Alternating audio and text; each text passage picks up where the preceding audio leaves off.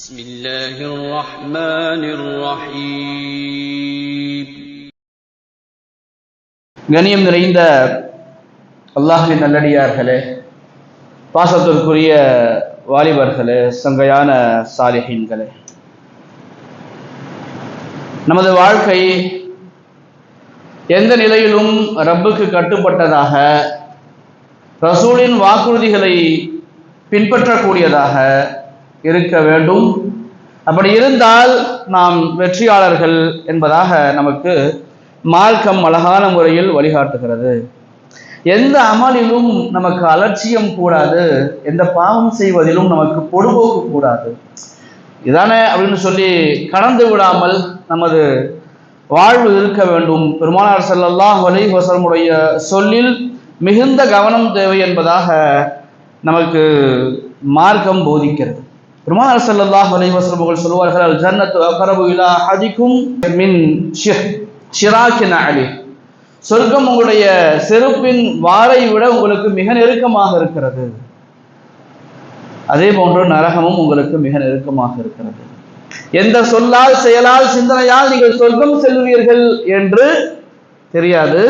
எந்த சொல்லால், செயலால், சிந்தனையால் நீங்கள் நரகம் செல்வீர்கள் என்று உங்களுக்கு தெரியாது என்பதாக நெம்பெருமான் ரசூல் அக்ரம் ஸல்லல்லாஹு அலைஹி வஸல்லம் அவர்கள் சொன்னார்கள். அப்படியே பெருமானார் வாழ்ந்தும் காட்டினார்கள், சஹாபிகளை அப்படி உருவாக்கினார்கள். இன்று நமக்கு தஹஜ்ஜத் தொழுவது, ரமலானில் நோன்பு நோற்பது, ஜகாத்து கொடுப்பது, ஹஜ் உம்ரா செய்வது, இது மாதிரியான செயல்களை நாம் செய்து அதில் பெருமிதம் அடைந்து கொள்கிறோம். நான் தஹஜ்ஜத் தொழுதுட்டேன், நான் 5 வேளை தொழுகிறேன், நான் ஜகாத்து கொடுக்குறேன், நான் மாதம் நல்ல காரியங்கள் செய்கிறேன், மாதம் 3 நாள் நோன்பு வைக்கிறேன், வாரம் 2 நாள் நோன்பு வைக்கிறேன். நாம் செய்கிற அமல்களில் பெருமிதம் நமக்கு ஏற்படுகிறது. சஹாபிகள் நிறைய செய்வார்கள். சித்தீக் நாயகம் ரலியல்லாஹு அன்ஹுடைய கடைசி நொடியில் சித்தீக் நாயகம் ரலியல்லாஹு அன்ஹு சொல்வார்கள், ஒரு மண்ணா பிறந்திருக்க கூடாதா? அவருடைய சகராத்தினுடைய கடைசி நொடியின் வார்த்தைகள். நான் ஒரு பறவையாக, ஒரு பட்சியாக, ஒரு ஆடாக, ஒரு மாடாக, ஒரு மீனாக பிறந்திருக்க கூடாதா? ஒரு இழையாக பிறந்திருக்க கூடாதா? ரப்பு நான் உலகில் செய்தவற்றுக்கு, உலகில் சிந்தித்தவற்றுக்கு, உலகில் பேசியவற்றுக்கு கேள்வி கணக்கு இல்லாமல் இருந்திருக்குமே. முஸ்லிம் சமூகத்திற்கு பெருமான் ஸல்லல்லாஹு அலைஹி வஸல்லம் அவர்களுக்கு அடுத்து ஒரு புனிதமான மனிதர், மதிக்க வேண்டிய மனிதர் என்றால் சையதுனா சித்தீக் ரலியல்லாஹு தஆலா அவர்கள் தான். சஹாபிகளில் முதன்மையானவர்கள். பெருமானார் ஸல்லல்லாஹு அலைஹி வஸல்லம் அவர்கள் சித்தீக் என்று, உண்மையாளர் என்று பட்டம் சுற்றி அழகு பார்த்தவர்கள். அல்லாஹ் சையதுனா சித்தீக் நாயகத்திற்கு சலாம் சொல்லி கண்ணியப்படுத்தினான். அல்லாஹ் சித்தீக்கை பொருந்தி கொண்டான். நாயகமே, சித்தீக் அல்லாஹ்வை பொருந்தி கொண்டார்களா என்று கேட்பதற்காக ஜிப்ரீலை விண்ணில் இருந்து இறக்கி வைத்தான். அந்த சையதுனா சித்தீக் நாயகம் ரலியல்லாஹு அன்ஹு சொல்கிறார்கள், கடைசி நொடிகளில் ஒரு மண்ணா, ஒரு மட்டையா, ஒரு மரமா, ஒரு மானா, ஒரு ஆடா, ஒரு மாடா, ஒரு மீனா பிறந்திருக்கலாமே என்று இவ்வளவு பெரிய புனிதமான மனிதர் யோசித்திருக்கிறார், சொல்லியிருக்கிறார் என்றால், நம்ம செய்யற சின்ன சின்ன அமல்களில் நமக்கு ஏற்படுகிற பெருமையும் பெருமிதமும் மார்க்கம் சொல்கிறது நல்லதற்கல்ல, இது ஆபத்தானது என்று. ஒருவருக்கு சாப்பாடு வாங்கி கொடுத்து விட்டு நாம் பேசிக்கொள்வது, ஒருவருக்கு நல்ல காரியங்கள் செய்துவிட்டு நாம் பேசிக்கொள்வது, அல்லது லொஹருடைய முன்சுனத்தை தொழுதுவிட்டு நாம் நம்மை பெருமையாக யோசித்துக் கொள்வது. ஆனால் பெருமக்களே, ஒரு நாளைக்கு எத்தனை முறை அடுத்தவரை பற்றி தவறான சிந்தனையில், தவறான எண்ணத்தில் நம் வாழ்வு கழிகிறது. நண்பர்களை விட்டு விடுங்கள், உடன் பிறந்தவர்களோடு நமது அந்யூன்யம் எப்படி இருக்கிறது? மார்க்கம் அண்டை வீட்டாரோடு சண்டையிடாதீர்கள் என்று சொல்கிறது. நீங்கள் பக்கத்து வீட்டுக்காரன் பசியாக இருக்கும் பொழுது நீங்கள் ருசியோடு சாப்பிடாதீர்கள். நம்பெருமான் ஸல்லல்லாஹு அலைஹி வஸல்லம் வார்த்தை இது. ஆனால் இங்கே உடன் பிறந்தவர்களோடு எந்த அளவுக்கு ஒன்றுபட்டு ஒற்றுமையோடு ஒரு அந்யூன்யமான வாழ்க்கை இருக்கிறது என்று நாம் யோசிக்க வேண்டும். அதிலும் கூட பெருமக்களே, நாம் தொழுகிற தஹஜ்ஜத், நாம் ஓதுகிற குர்ஆன் திலாவத், நாம் செய்கிற திக்ர்கள், சதகாக்கள், தான தர்மங்கள், அதை வைத்து நாம் பெருமிதம் அடித்துக் கொள்கிறோம்.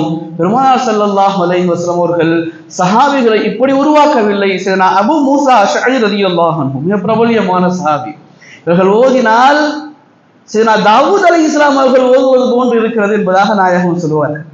சரி, அபூ மூஸா அஷ்அரியுடைய குரல் தாவூத் நபியினுடைய குரல் கொடுக்கப்பட்டிருக்கிறது என்பதாக நம்பெருமான் ஸல்லல்லாஹு அலைஹி வஸல்லம் அவர்கள் பெருமையாக பேசுகிற அந்த சஹாபி கடைசி நேரத்தில் யா புனைய, எனது அருமை மகனே, பிள்ளைகளுக்கு உபதேசம் செய்கிறார்கள். எனது அருமை மகனே, உல்குரு சாஹிபர் ரகீப், நீங்கள் அந்த ரொட்டிக்காரரை நினைவு கூறுங்கள், அந்த ரொட்டிக்காரரை நினைவு கூறுங்கள் அப்படின்னு சொல்றாங்க.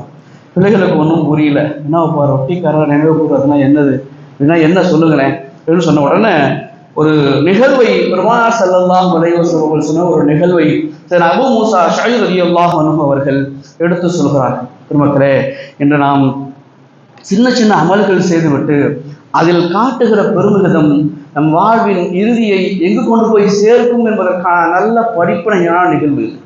பாவங்களின் மீது நமக்கு இருக்கிற அந்த ஒரு பொடுபோக்கு தன்மை, தொழுகையில் இருக்கிற பொழுது கூட பயபக்தி இல்லாத தொழுகையை தொழுதுவிட்டு நான் என்னை தொழுகையாளி என்று பேசிக்கொள்வது எந்த விதத்தில் நியாயமுடன் நாம் மனதில் கை வைத்து யோசிக்க வேண்டும். இது உங்களையும் என்னையும் குறை சொல்வதற்கான ஜும்மா உரை அல்ல.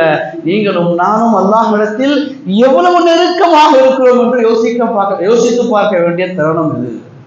நமக்கு பாடல்கள் கேட்க, சினிமாவை பார்க்க, விளையாட, போன் பார்க்க, வாட்ஸ்அப்பில் யூடியூப்ல நேரம் கழிக்க எவ்வளவு சுகமாக, இன்பமாக, ஆர்வமாக, ஆசையாக இருக்கிறது.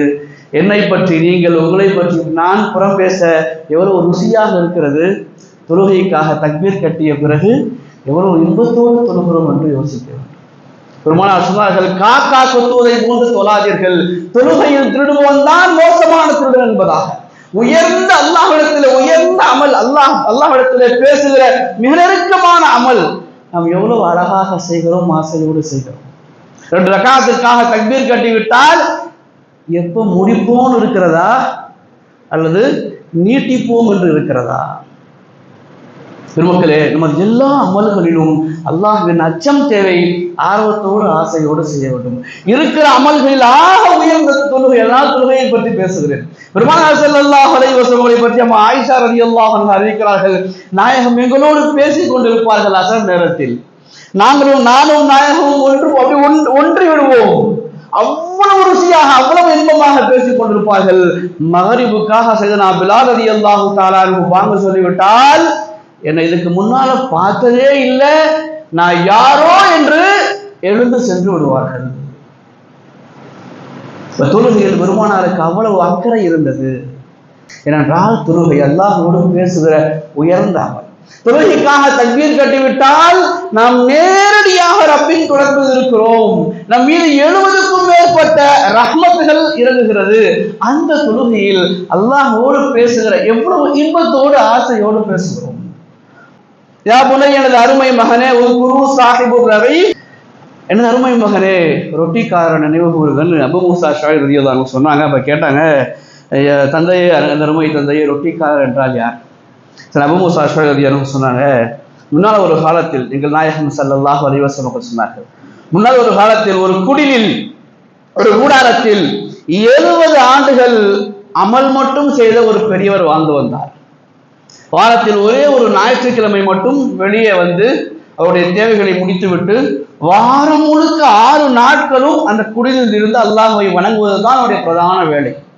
அப்படி செய்து வந்த மனிதர் வாரத்தில் ஒரு நாள் ஞாயிற்றுக்கிழமை வரும்பொழுது, வெளியே வரும்பொழுது ஒரு பெண்ணை பார்த்து அந்த பெண்ணால் ஈர்க்கப்பட்டு அந்த பெண்ணோடு 7 நாட்கள் கழித்து விடுகிறார். அதுக்கு பிறகு ஒரு ஞானம் வந்துச்சு, ஒரு அறிவு வந்துச்சு. பாவம் செஞ்சிட்டோமே, இதை மாதிரியான வாழ்க்கை வாழ்ந்துட்டு இருந்தோம், எந்த இடத்துல இருந்தோம் ரப்பு கிட்ட, இப்ப ஒரு பாவம் செஞ்சிட்டோமேன்னு சொல்லி தௌபா செய்கிறார். எப்படி தௌபா செஞ்சாருன்னா, அந்த வீட்டை விட்டு வெளியே வந்து ஒரு 8 வைப்பாரு, 2 ரக்காத் தொழுவாரு, அழுவாரு, அல்லாஹ்ட்ட துவா செய்வார். அடுத்த 8 வைப்பாரு, 2 ரக்காத் தொழுவாரு, அழுவாரு, அல்லாஹ்ட்ட துவா செய்வார். இப்படியே 8 வைத்து ஒவ்வொரு 8க்கும் 2 ரக்காத் தொழுது 7 நாட்களின் பாவத்திற்காக வேண்டி தௌபா செய்தார். இரவில் அவர் சேர்ந்த இடம் ஒரு மிஸ்கீன்கள் தங்குகிற 12 மிஸ்கீன்கள் தங்குகிற இடம் வந்துச்சு. அங்க தங்கினாரு. ஒரு பாதிரி அந்த 12 மிஸ்கீன்களுக்கும் தினமும் இரவுல ரொட்டி கொடுக்கறது ஒரு வழக்கம். அன்னைக்கு ரொட்டி கொடுக்க வந்து வரிசையா ரொட்டியை கொடுத்தாரு. அபூ மூஸா அஷ்அரி ரலியல்லாஹு அன்ஹு கண்கள் தண்ணீர் வடிய வடிய இந்த நிகழ்வை சொல்கிறார்கள். எங்கள் நாயகம் சொன்னார்கள் என்று. ரொட்டி கொடுத்தாரு. அன்னைக்கு 13 பேர் இருந்தாங்க இவரோட சேர்த்து. இல்லையா, நான் 12 தானே டெய்லியும் கொடுப்பேன், எப்படி கூடிச்சு, யார்கிட்ட எக்ஸ்ட்ரா ஒரு ரொட்டி இருக்குன்னு பாருங்க அப்படின்னு சொல்லும் பொழுது இந்த தௌபா செய்தவர் அவர் வாங்கிய ரொட்டியை தினமும் வாங்குகிற மனிதருக்கு கொடுத்து விடுகிறார். கொடுத்துட்டு நான் இன்னைக்கு புதுசா வந்திருக்கேன்னு சொல்லி கொடுத்தவுடன் அவர் ரூஹ் பிரிஞ்சிருச்சு. அல்லாஹ்வுடைய சன்னிதானத்தில் கொண்டு வரப்பட்டார்.